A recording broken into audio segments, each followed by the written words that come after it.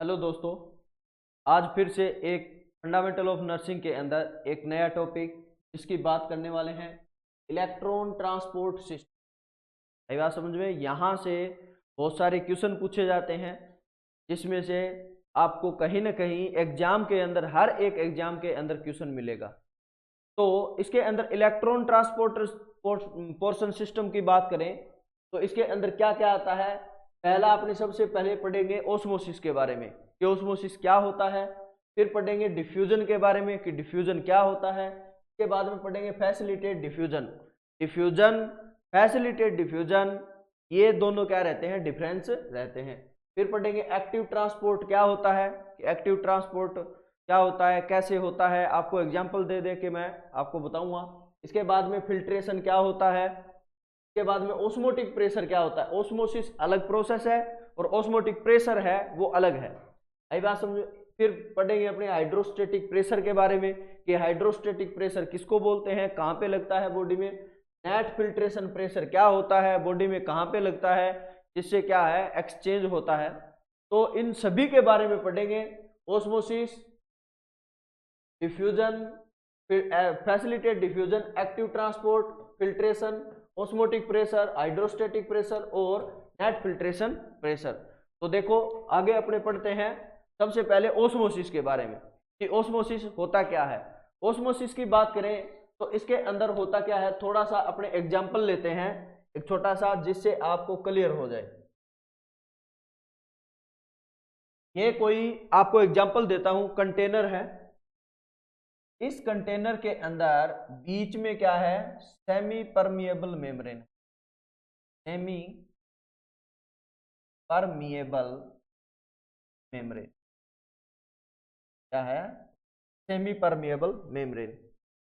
अगर अपने बात करें इसके अंदर कि यहाँ पे इन दोनों साइड में वाटर का लेवल है क्या है, सेम है।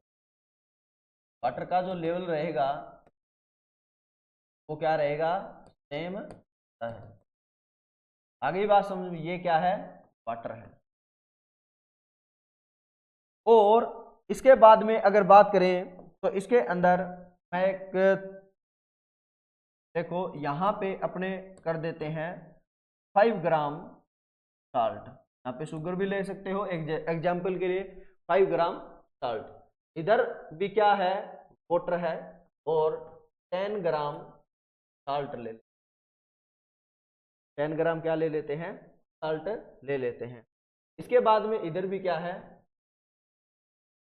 तो अगर आप सॉल्यूशन दोनों साइड की कंपेयर करोगे, अगर सॉल्यूशन की बात करें तो सॉल्यूशन दोनों साइड कंपेयर करोगे तो हाई जो जहां जिस साइड ज्यादा सोल्यूट होगा या मतलब जिस सॉल्यूशन में ज्यादा साल्ट की मात्रा होगी या सोल्यूट की मात्रा होगी उसको क्या बोलेंगे, हाई कंसंट्रेशन बोलेंगे। तो इधर क्या है, इधर क्या है, high concentration of solute. Solute की क्या है, इधर वाली साइड हाई कंसंट्रेशन है, इधर क्या है, लो concentration of, low concentration of solute. Solute की क्या है, इधर लो कंसंट्रेशन है। आई बात समझ में।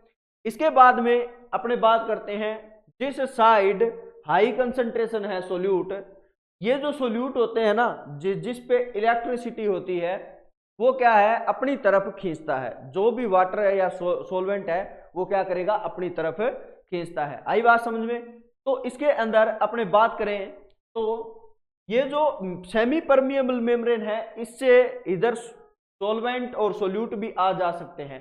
तो यहाँ पे अपने ओस्मोसिस पढ़ रहे हैं तो जो हाई कंसंट्रेशन है वो पानी को या फिर फ्लूइड को अपनी तरफ खींचता है। तो हाई कंसंट्रेशन इधर है तो क्या करेगा, ये जो वाटर है ये low concentration to high concentration चला जाता है। कौन जाएगा, वाटर जाएगा, ठीक है। और वाटर जाएगा, वाटर बोले तो वाटर को बोलते हैं सोलवेंट। क्या बोलते हैं, फ्लूइड को क्या बोलेंगे, सोलवेंट। तो मूवमेंट किसका हो रहा है, किसका हो रहा है, यहां पे सोलवेंट का मूवमेंट हो रहा है। आई बात समझ में। तो इस बेसिस पे अपने देखें तो इसकी डेफिनेशन क्या होगी। तो देखो भी डेफिनेशन देखो कि इसकी डेफिनेशन अपने क्या लिखेंगे। तो क्या लिखेंगे, ट्रांसफर, देखो ट्रांसपोर्ट का सोलवेंट, किसका हो रहा है, सोलवेंट का ट्रांसपोर्ट हो रहा है, कैसे, लो कंसंट्रेशन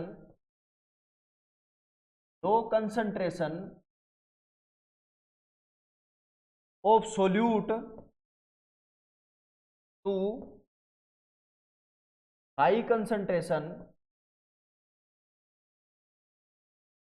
ऑफ सोल्यूट। देखो लो कंसंट्रेशन इस साइड है, जिस साइड है, माना ये क्या है, ए साइड है, और माना ये क्या है, बी साइड है। तो लो कंसंट्रेशन ए साइड है और बी साइड क्या है, हाई कंसंट्रेशन है सोल्यूट की। तो ये जो सोलवेंट है वो low concentration to high concentration जा रहा है। आई बात समझ में, low concentration to high concentration जा रहा है थ्रू, किसके through, through the semi permeable membrane. इसके थ्रू जा रहा है, सेमी परमिएबल मेम्ब्रेन के थ्रू क्या जा रहा है, ये फ्लूइड जा रहा है या फिर क्या जा रहा है, सोलवेंट जा रहा है। आई बात समझ में, इसको क्या बोलते हैं, इसको बोलते हैं ओस्मोसिस। आ गई बात समझ में। तो इसके अंदर अपने क्या क्या पढ़ रहे हैं, क्या पढ़ रहे हैं कि ट्रांसपोर्ट हो रहा है किसका, सोलवेंट का। मतलब सोलवेंट की बात करें तो यहाँ पे किसकी बात कर रहे हैं, अपने फ्लूइड की या फिर वाटर की बात। कोई भी सॉल्यूशन के अंदर वाटर है या फिर सोलवेंट है, वो ट्रांसपोर्ट हो रहा है solvent low concentration to high concentration. आई बात समझ में।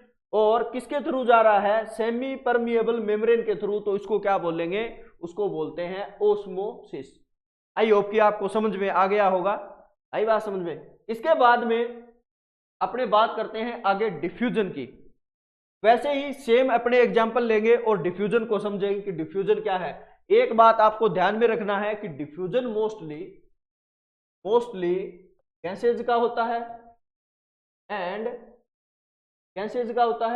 एंड सबस्टांस का होता है। ये तो स्पेशली आपको ध्यान में रखना है। तो दोनों पढ़ेंगे अपने, सबस्टांस का और गैस का डिफ्यूजन कैसे होता है। तो सबसे पहले अपने बात करते हैं, वही सेम ऐसे एग्जांपल लेते हैं। यही कोई कंटेनर है जिसमें क्या है, बीच में सेमी परमिएबल मेम्ब्रेन है। क्या है, सेमी परमिएबल मेम्ब्रेन है। आई बात समझ में। यहां पे क्या है, सेम वाटर है,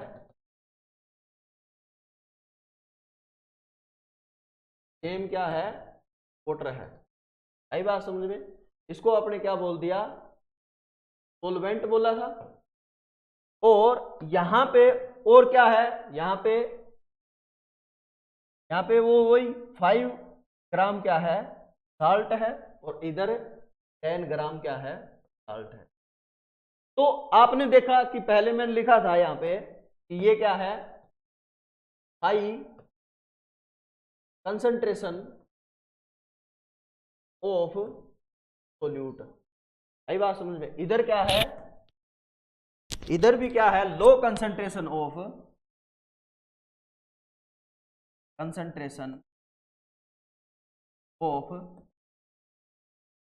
आई बात समझ में। ये पहले भी अपने पढ़ चुके हैं। तो इसके अंदर देखो, इसके अंदर जो डिफ्यूजन जो होता है, अगर बात करें सबस्टांस की कि डिफ्यूजन सबस्टांस का होता है, तो इसमें जो मूव आउट होता है वो कौन होगा, सोल्यूट होगा। आई बात समझे। सोल्यूट का ही कंसंट्रेशन रहता है और सोल्यूट ही क्या होता है, मूव आउट होता है। तो इधर देखो, इधर क्या है, सोल्यूट ज्यादा है, क्योंकि हाई कंसंट्रेशन कौन बनाता है, सोल्यूट बनाता है। इधर हाई कंसंट्रेशन है, तो यहां से जो सोल्यूट है वो किस में साइड चला जाएगा, high concentration to low concentration क्या चला जाता है, सोल्यूट चला जाता है। यहां पे सोल्यूट ज्यादा है।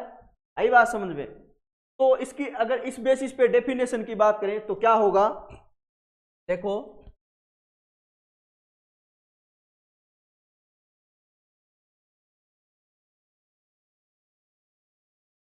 Transport the solute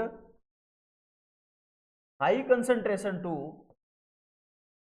high concentration of solute to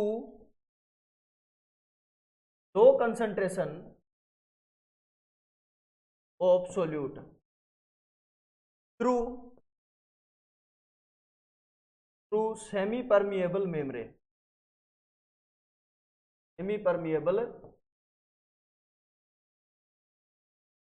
कुछ समझ में आया कि इसमें क्या हो रहा है, सोल्यूट क्या हो रहा है, ट्रांसफर हो रहा है कहां से, हाई कंसंट्रेशन, देखो इधर हाई कंसंट्रेशन ऑफ क्या है, सोल्यूट है, और इधर क्या है, लो कंसंट्रेशन ऑफ सोल्यूट है। इस साइड क्या हो रहा है, इस साइड सोल्यूट का ट्रांसफर हो रहा है, उसको क्या बोलेंगे, डिफ्यूजन बोलते हैं। पहले वाले में क्या पढ़ा है, पहले वाले में पढ़ा था कि सोलवेंट का मूवमेंट हो रहा है, इधर देखो सोलवेंट का मूवमेंट हो रहा है, इसमें क्या हो रहा है, इसमें सोल्यूट का मूवमेंट हो रहा है। आई बात समझ, इसको बोलते हैं सबस्टांस का क्या होना, डिफ्यूजन होना। अब बात करते हैं अपने कि गैसेज का, जो बोले कि गैसेज का डिफ्यूजन कैसे होता है, तो देखो गैसेज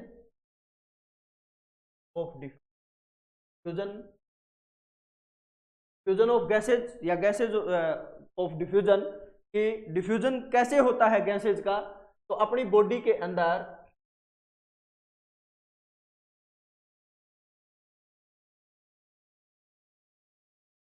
ऐसे लंग्स होते हैं,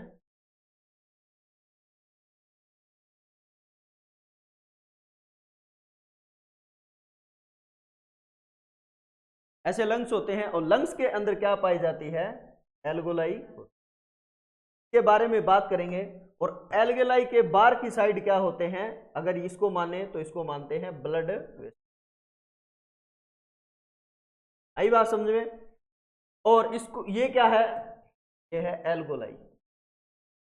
अब अपने बात करते हैं इसके अंदर, जब पर्सन इनहेल करता है, जब पर्सन क्या कर रहा है, इनहेल कर रहा है या इंस्पायरेशन कर रहा है, तो उसमें इस एल्गोलाई के अंदर क्या आ जाएगी, O2 आ जाएगी। तो यहां पे क्या है, हाई कंसंट्रेशन है O2 का, किसमें, एल्गोलाई के अंदर। एल्गोलाई के अंदर क्या है, हाई कंसंट्रेशन है O2 का, और इस ब्लड वेसल्स के अंदर O2 क्या है, कम है, अब लो कंसंट्रेशन है O2 का। अगर बात करें ब्लड वेसल्स के अंदर, तो ब्लड वेसल्स के अंदर ज्यादा क्या पाया जाता है, ज्यादा पाया जाता है CO2। क्या पाया जाता है, CO2 ज्यादा पाया जाता है। तो यहां पे CO2 की कंसंट्रेशन क्या है, ब्लड वेसल्स के अंदर ज्यादा है, और एल्गोलाई के अंदर क्या है, CO2 की कंसंट्रेशन क्या है, कम है। तो इधर देखो high concentration to low concentration बन गया। तो हाई कंसंट्रेशन और लो कंसंट्रेशन की बात करें, तो यहां पे क्या हो रहा है, हाई कंसंट्रेशन इधर है O2, और ये जो O2 है ये ट्रांसफर हो जाती है एल्गोलाई टू ब्लड वेसल्स, और यहां पे CO2 कम है, और यहां पे CO2 क्या है, सॉरी CO2 ब्लड वेसल्स के अंदर ज्यादा है, और यहां पे CO2 क्या है, एल्गोलाई के अंदर कम है। तो CO2 ट्रांसफर हो जाती है इधर एल्गोलाई के अंदर, high concentration to low concentration, इधर O2 high concentration to low concentration. ऐसे क्या होता है, गैस का एक्सचेंज होता है, किसके थ्रू, एल्गोलाई के थ्रू। किसके थ्रू होता है, एल्गोलाई के थ्रू। आई बात समझ में, तो इसको क्या बोलेंगे, इसको बोलते हैं डिफ्यूजन होना। तो आपको समझ में आ गया कि डिफ्यूजन सबस्टांस का कैसे होता है और एल्गोलाई का कैसे होता है। आई बात समझ में। इसके बाद में अपने बात करते हैं फैसिलिटेट डिफ्यूजन। नाम से ही पता चल रहा है, ऐसे सबस्टांस जिसको क्या है, फैसिलिटी मिले। आई बात समझ में, यहां पे अपने क्या कर रहे हैं, फैसिलिटी दे रहे हैं, और सबस्टांस का क्या करवा रहे हैं, डिफ्यूजन का करवा रहे हैं, सबस्टांस का क्या करवा रहे हैं, डिफ्यूजन। और सबस्टांस का यहाँ पे जो डिफ्यूजन हो रहा है, तो अपने एक एग्जांपल से बात करते हैं। सपोज दिस की ये क्या है, बॉडी की सेल है, ये क्या है, बॉडी की सेल है, और बॉडी के सेल पे नॉर्मली एक रिसेप्टर पाया जाता है जो डबल माउथ का होता है। कैसा रिसेप्टर पाया जाता है, जो डबल माउथ का होता है। ये जो रिसेप्टर डबल माउथ का होता है, इसका नाम होता है गलक2 रिसेप्टर। कौन सा रिसेप्टर, GLUT2 रिसेप्टर बोलते हैं इसको। ये क्या करता है, मोस्टली जो ग्लूकोज होता है ना उसको क्या कर देता है, फैसिलिटी देके और सेल के अंदर पहुंचा देता है। तो अब देखो ब्लड वेसल्स है यहाँ पे साइड में, यहाँ पे साइड में क्या है, ब्लड वेसल्स है, ठीक है। इस ब्लड वेसल्स में क्या आ गया, ग्लूकोज आ गया। अब आपने खाने डाइट के अंदर खाया है, इसके अंदर क्या आ गया, ग्लूकोज आ गया। तो ये ग्लूकोज है इस रिसेप्टर साइट पे क्या हो जाता है, कनेक्ट। आई बात समझ में। ये कनेक्ट होने के बाद में क्या होगा, यहाँ पे ये जो ग्लूकोज है ये डबल माउथ वाले है ना, ये घूम जाएंगे।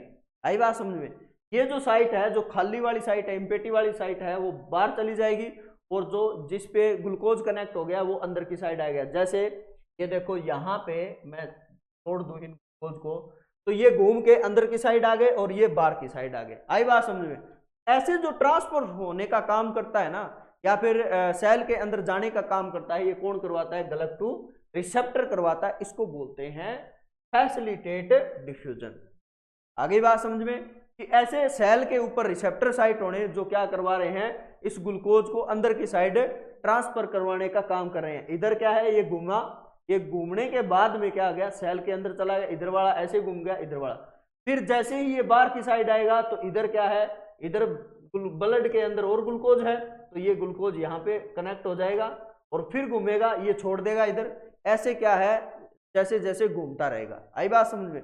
तो ये क्या होता है, फैसिलिटेटेड डिफ्यूजन कहते हैं इसको। और मोस्टली जो फैसिलिटेटेड डिफ्यूजन होता है, ये मतलब ट्रांसफर होता है। तो इसकी अगर डेफिनेशन की बात करें तो इसकी डेफिनेशन क्या होती है, तो देखो भी डेफिनेशन, इसको देख के ही अपने डेफिनेशन के बारे में पढ़ेंगे।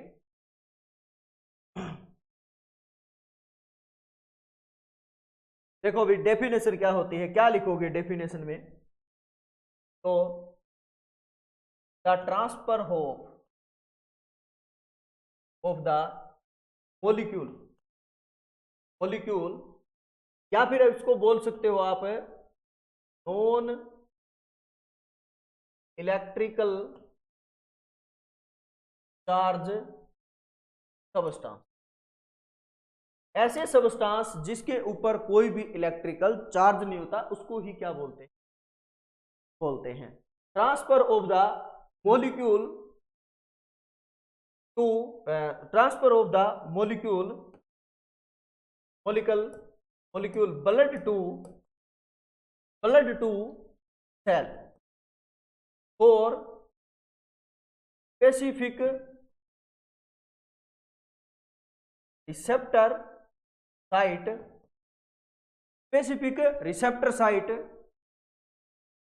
For any special molecule like a protein and glucose. Mostly क्या कौन कौन होता है, ट्रांसफर हो जाता है किसके थ्रू, सेल मेम्ब्रेन के थ्रू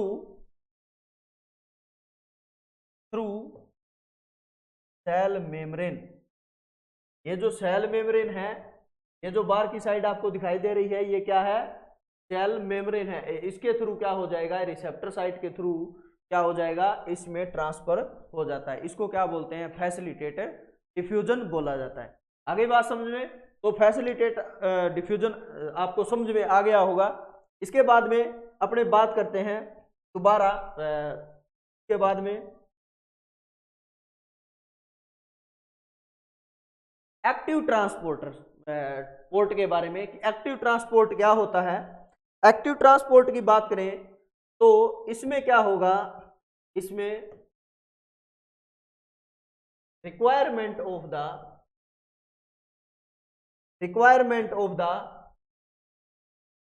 एनर्जी क्या होगा, एनर्जी का रिक्वायरमेंट ऑफ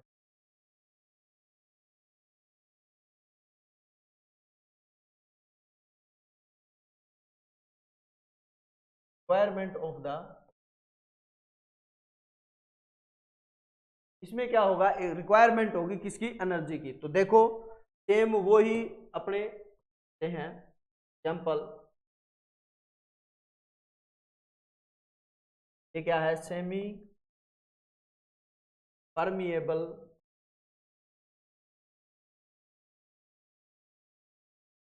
यहाँ पे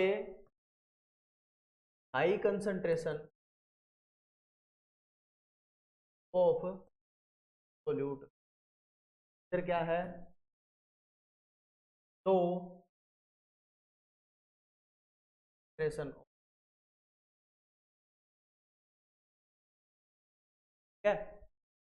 तो अब देखो यहां पे इसमें क्या है, वाटर भी है,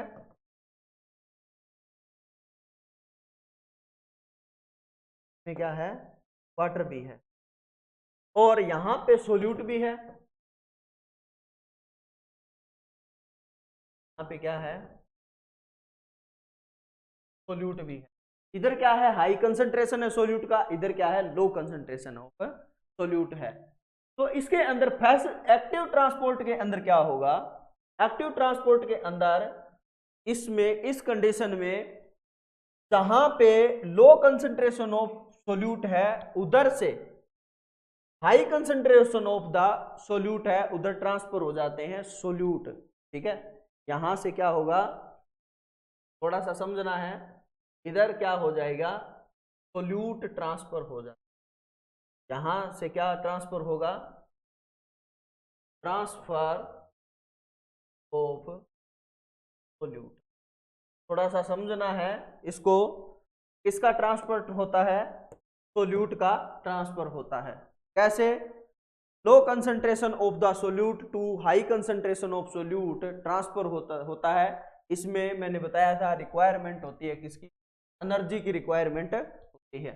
अब बात करते हैं इसकी डेफिनेशन की, डेफिनेशन कैसे लिखें, तो क्या लिखोगे,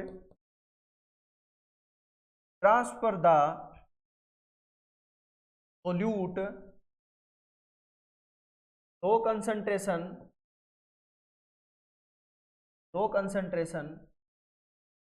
of solute to high concentration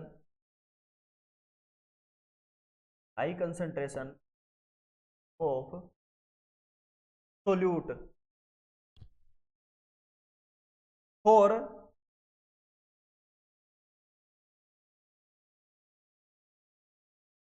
high concentration of solute through semi permeable membrane, इसके थ्रू होता है semi permeable membrane for requirement of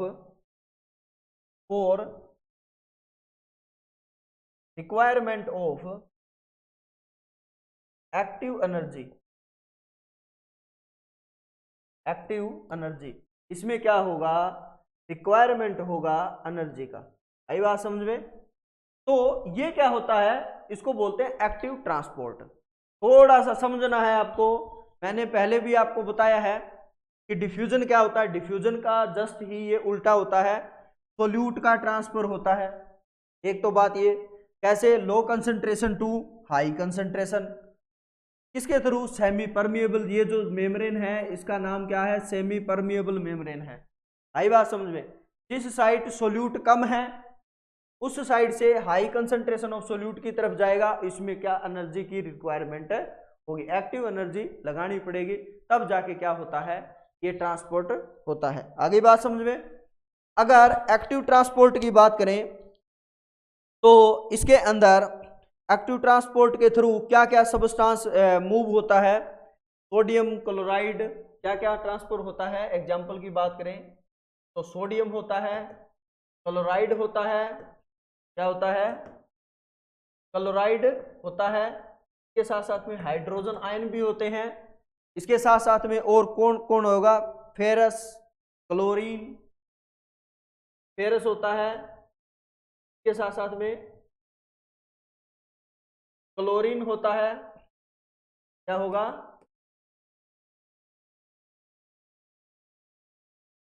chlorine होता है, यूरेट होता है,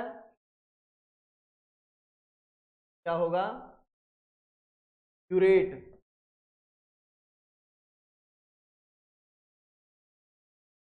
क्यूरेट होता है।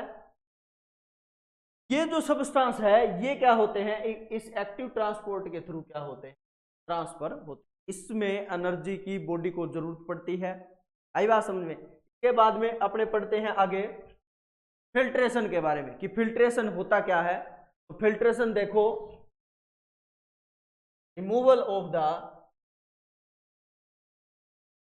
सबस्टांस सबस्टांस को क्या क्या करता है, ये फिल्ट्रेशन रिमूव करता है। कहां से, फ्रॉम बॉडी या फिर high concentration of waste product, high concentration of waste product body से to high concentration of waste product, या फिर बॉडी से क्या करता है, ट्रांसफर करता है। कहां पे, मतलब एक्सटर्नल इन्वायरमेंट, एक्सटर्नल इन्वायरमेंट। आई बात समझे। लाइक ए की बात करें तो इसके अंदर आता है नेफ्रॉन। नेफ्रॉन कहां पे होता है, और किडनी क्या करती है, यूरिन का फॉर्मेशन करती है। और यूरिन का जो फॉर्मेशन होता है इसके थ्रू होता है, फिल्ट्रेशन के थ्रू होता है। आगे बात समझ में। ये जो होता है ये क्या होता है, फिल्ट्रेशन होता है। इसके बाद में अपने बात करते हैं ऑस्मोटिक प्रेशर के बारे में। ऑस्मोटिक प्रेशर को जानने से पहले आपको कुछ बातों के बारे में पता होना चाहिए। जैसे ऑस्मोटिक प्रेशर को जो मेंटेन करके रखता है वो एक ब्लड प्रोटीन होती है जिसका नाम क्या है, होता है। ऑस्मोटिक प्रेशर को और क्या बोल सकते हो, कोलोइडल ऑस्मोटिक प्रेशर बोल सकते हो, और क्या बोल सकते हो, ओंकोटिक प्रेशर बोल सकते हो।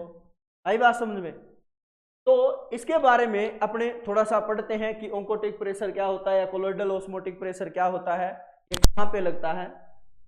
तो देखो एक एग्जांपल लेते हैं। ये है अपने पास में कैपिलरी, का नाम क्या है,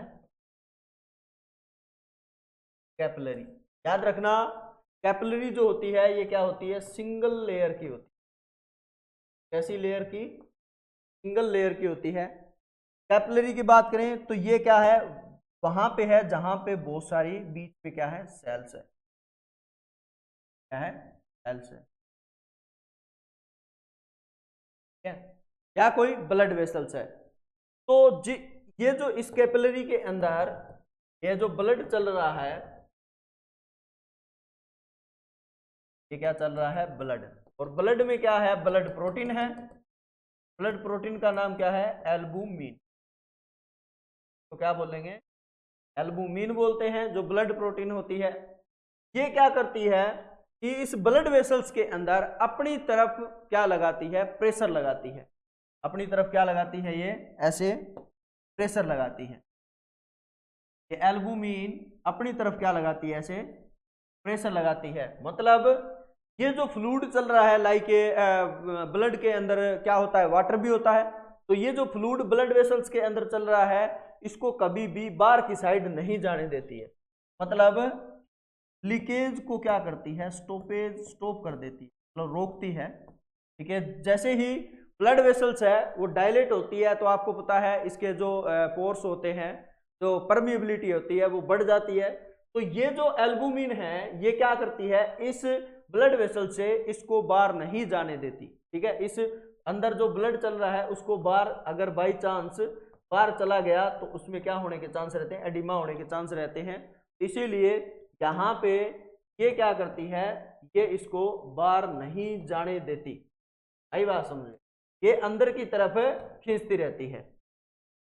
ये क्या करेगी, अंदर की तरफ खींचती रहेगी, अंदर की तरफ इस मतलब फ्लूइड चल रहा है तो वो खींचता रहेगा। आगे बात समझे, इसको बोलते हैं ओस्मोटिक प्रेशर या फिर कोलोइडल ओस्मोटिक प्रेशर या ओंकोटिक प्रेशर। मोस्टली ओंकोटिक जो प्रेशर होता है ये कहां पे लगता है, क्लोज स्पेस में। और ब्लड वेसल्स क्या है, एक क्लोज स्पेस ही है। आगे बात समझ में, तो इसकी डेफिनेशन की बात करें ओंकोटिक प्रेशर की, तो देखो ओंकोटिक प्रेशर या ओस्मोटिक प्रेशर, ओंकोटिक प्रेशर या फिर दूसरा नाम बताया था मैंने ओस्मोटिक प्रेशर, क्या होगा, in the blood vessels, blood on the pressure of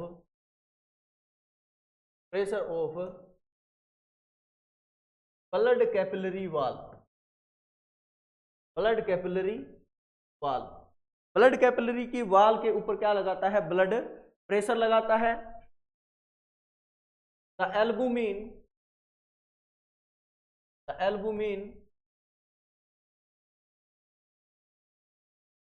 controlled the leakage, या फिर इसको क्या बोल सकते हो, stop the external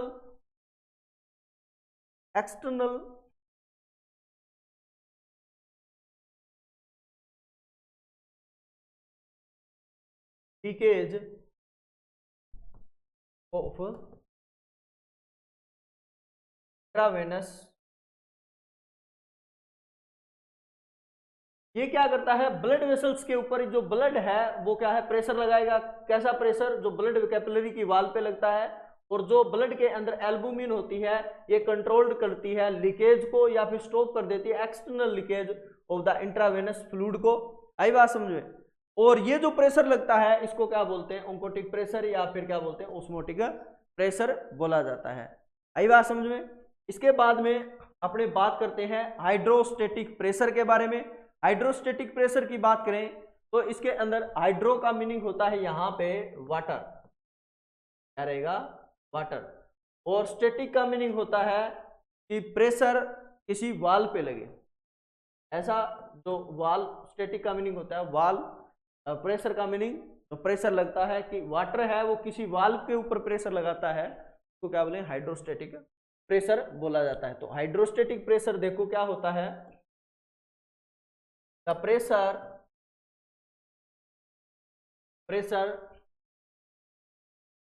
water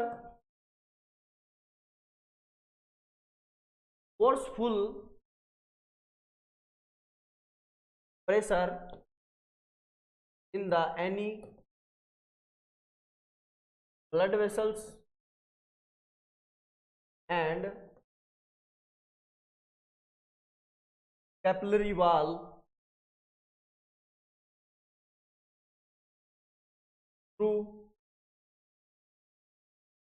through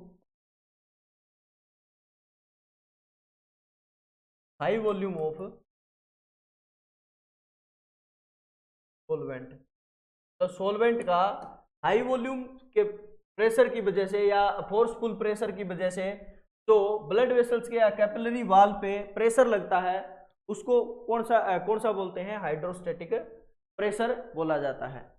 आगे बात समझ में, ये कैपिलरी वाल पे लगता है। इसके बाद में आगे पढ़ते हैं अपने नेट फिल्ट्रेशन प्रेशर।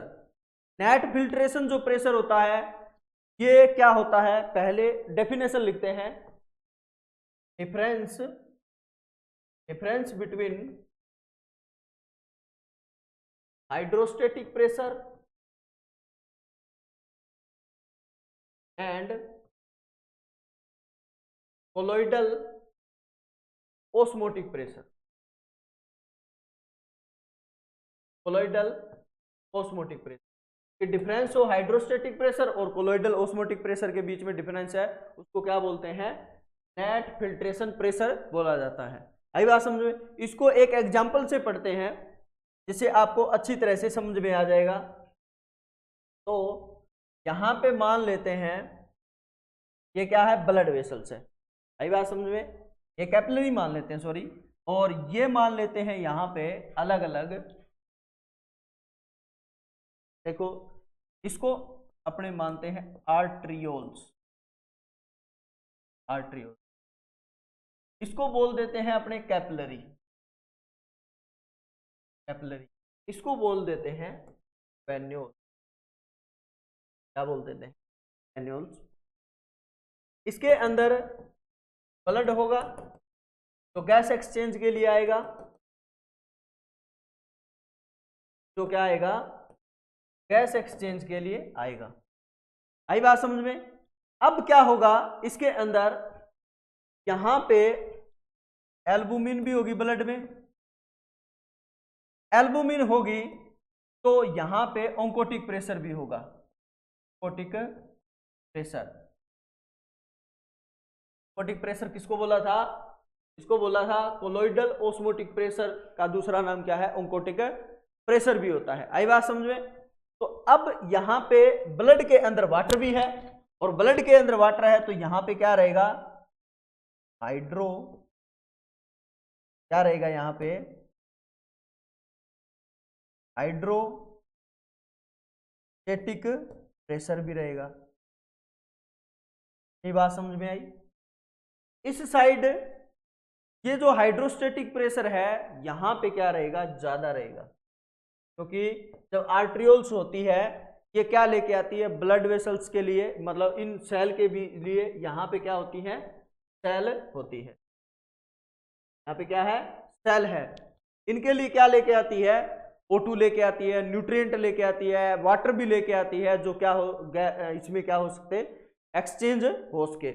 तो देखो एल्बुमिन यहाँ पे है, तो यहाँ पे मानते हैं अगर हाइड्रोस्टेटिक प्रेशर और ऑन्कोटिक प्रेशर को अगर अपने कंपेयर करें तो यहाँ पे ऑन्कोटिक प्रेशर रहता है कम और हाइड्रोस्टेटिक प्रेशर क्या रहता है, ज्यादा रहता है। कहाँ पे, आर्ट्रियोल्स के ऊपर। ये बात आपको स्पेशली ध्यान में रखना है। इसके बाद में अपने बात करते हैं कि यहाँ पे ये वेन्यूल्स है, और वेन्यूल्स के ऊपर जैसे ही एक्सचेंज हो जाएगा, यहाँ पे क्या हो जाएगा, जैसे ही क्या हो जाएगा, एक्सचेंज हो जाएगा, तो अब वाटर का लेवल क्या हो गया, यहाँ पे वेन्यूल्स के ऊपर कम हो गया, क्योंकि सेल के अंदर वाटर चला गया। अब यहाँ पे क्या होगा, हाइड्रोस्टेटिक जो प्रेशर रहेगा ना, हाइड्रोस्टेटिक जो प्रेशर रहेगा वो क्या हो जाएगा, कम, हाइड्रोस्टेटिक प्रेशर कम हो जाएगा। लेकिन यहाँ पे जो ऑन्कोटिक प्रेशर या फिर कोलोइडल ओस्मोटिक प्रेशर क्या हो जाएगा, ज्यादा। अगर इस हाइड्रोस्टेटिक प्रेशर की और इस ऑन्कोटिक प्रेशर को अगर अपने कंपेयर करें तो याद रखना यहाँ पे एल्बुमिन कभी भी एक्सचेंज नहीं होती है मोस्टली कैपिलरी के ऊपर, क्योंकि ऑन्कोटिक प्रेशर, इनको दोनों को कंपेयर किया है तो यहाँ पे आर्ट्रियोल्स पे ऑन्कोटिक प्रेशर क्या रहता है, कम रहता है। अगर यहाँ पे वेन्यूल्स के ऊपर अगर बात करें हाइड्रोस्टेटिक प्रेशर और ऑन्कोटिक प्रेशर की, तो वेन्यूल्स के ऊपर क्या रहता है, ऑन्कोटिक प्रेशर तो ज्यादा रहता है और हाइड्रोस्टेटिक प्रेशर क्या रहता है, कम। यहाँ पे देखो हाइड्रोस्टेटिक प्रेशर क्या है, ज्यादा है, यहाँ पे हाइड्रोस्टेटिक प्रेशर क्या है, कम है। तो यहाँ पे एक्सचेंज हो गया, मतलब वाटर जो है वो इन सेल के अंदर चला गया। इतनी बात समझ में आई।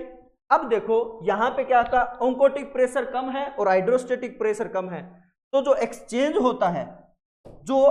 होता है, वो वाटर क्या चला जाएगा, इसके अंदर, सेल के अंदर चला जाता है। यहाँ पे सभी का क्या हो जाएगा, क्या हो जाता है, मतलब एक्सचेंज हो जाता है। आई बात समझ में। इसीलिए इसको क्या बोलते हैं, इसको बोलते हैं यहाँ पे फिल्ट्रेशन। इस कंडीशन को क्या बोलते हैं, यहाँ पे फिल्ट्रेशन बोला जाता है। क्या बोलते हैं, फिल्ट्रेशन बोलते हैं। आई बात समझ में। तो यहां पे क्या हो गया, यहां पे फिल्ट्रेशन हो गया, क्योंकि यहां पे क्या है, हाइड्रोस्टेटिक प्रेशर क्या है, पॉजिटिव है। यहां पे क्या हो गया, हाइड्रोस्टेटिक प्रेशर है वो पॉजिटिव हो गया।